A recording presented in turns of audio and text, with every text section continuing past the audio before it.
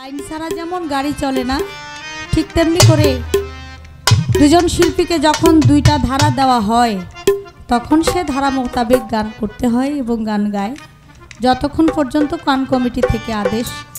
ওইভাবে না আসে। তো আমি আমার আরেকটি পালার থেকে গান গাওয়ার চেষ্টা করি। ইয়া মুহাম্মদ ইয়া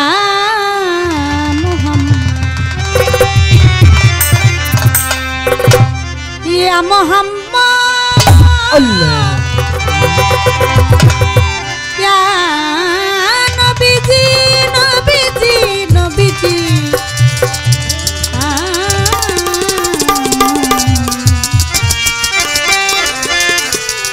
নবীজি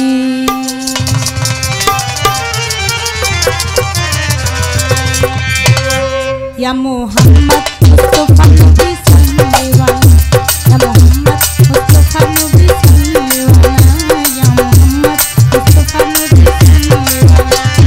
সাফায়াতের কান্দারি রাসূলুল্লাহ সাফায়াতের কান্দারি রাসূলুল্লাহ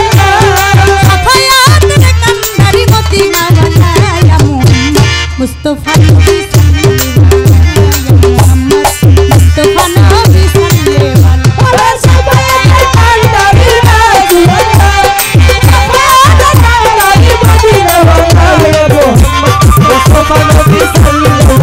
ইয়া মুহাম্মদ মুস্তাফা নবী সাল্লাল্লাহু খোদারো খাসনি